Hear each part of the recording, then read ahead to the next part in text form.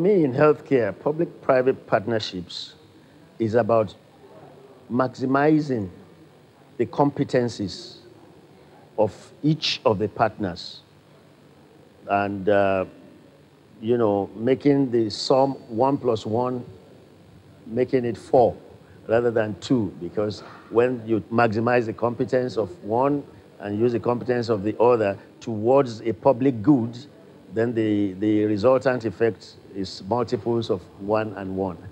Our countries suffer from lack of resources.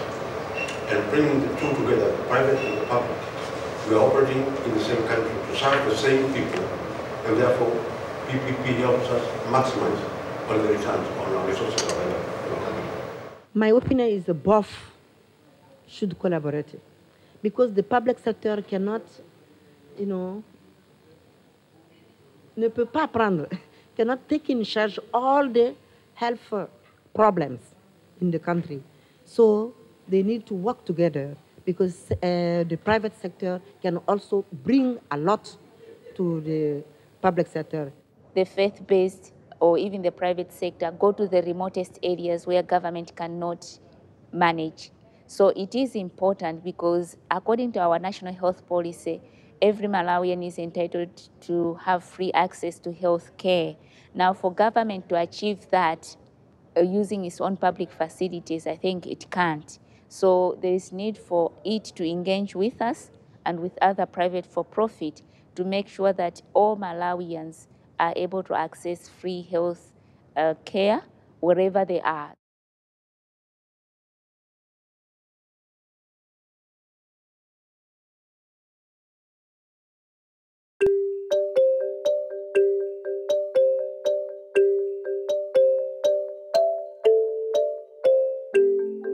If we look at how governance started in our environment, it was government and the people. And government did everything. And then after some time, part of the populace started doing things. So the entrenched interests in the public sector that have not gone through a paradigm shift believe that government should do everything. And so any attempt by the private sector to try to do some of the things that government have traditionally done is viewed with distrust, that, oh, they are coming into our turf. It's like a tough battle.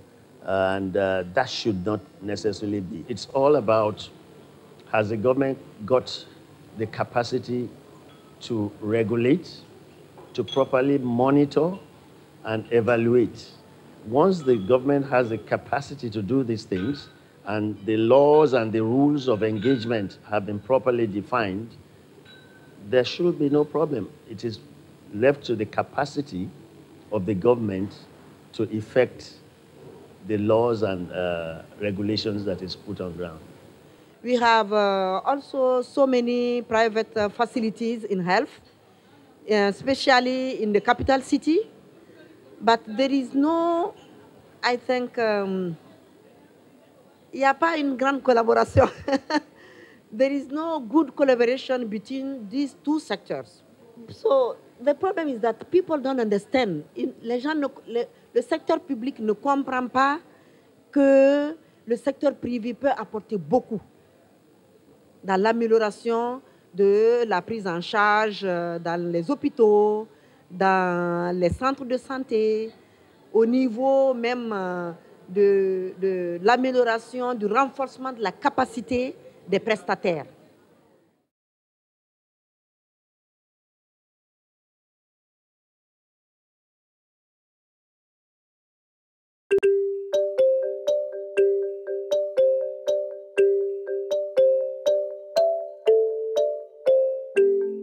Well, the first thing is having a common ground.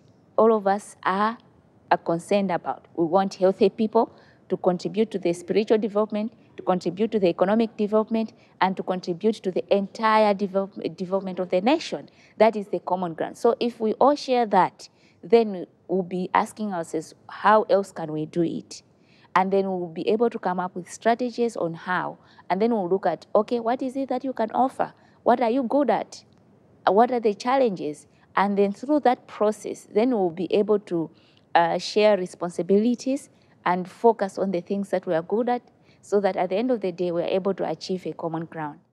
There's a big need for the private sector to get organized and to get all the sector players, whether they are from the FBO, the NGO, or the commercial sector, talking together and working together so that they can form a strong association that can help them for representation and even to have their voice heard in, when they go to the public for dialogue. Both parties must come to the table with confidence and respect for one another. In a public-private partnership, there is no junior or senior partner. It is partnering for the good of all. No party should feel that its own area of authority is being undermined. Each party should see it as a public service.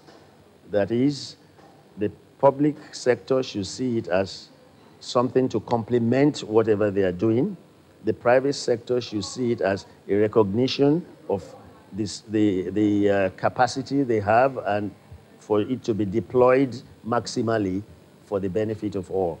So the trust, the respect, and the understanding of where each party is coming from are the important factors that have to be recognized by both parties.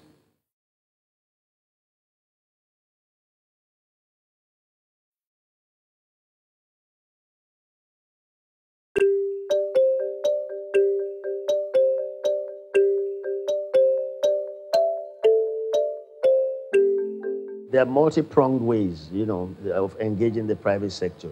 The most important thing is in any environment to first find out what is the private sector.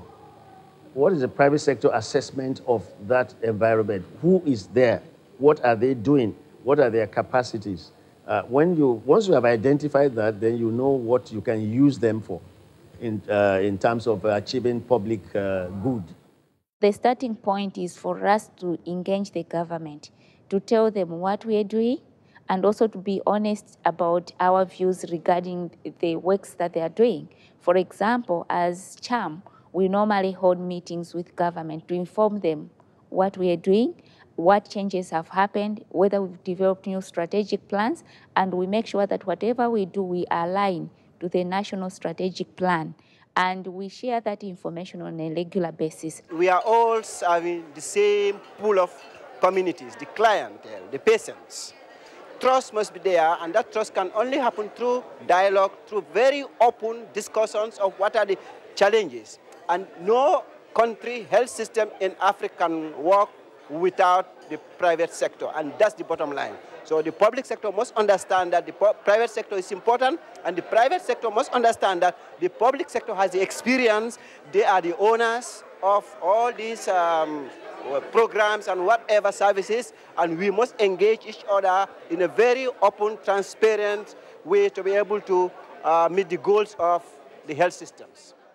We can improve the collaboration through continuous and regular dialogues with public and private partners, and also establishments of policy documents, guidelines, and so on. Again, making institutionalize the public-private coordination within the government structure makes a difference. One of the reform components is outsourcing non-clinical medical services. So in this regard, the private sector is involved to provide services within the public health facilities and supporting non-medical services. And coming to the HIV service, they are directly involved in the provision of ART services, prevention and promotive services. We believe that to advance healthcare in any environment, you need private investment to complement public investment for proper hospitals, proper facilities, and for better delivery of services, where you bring in the competence of the private sector, combine it with whatever competence, materials of the public sector, the populace will benefit from it. I see the future of health in Africa being hinged on good public-private partnership in health.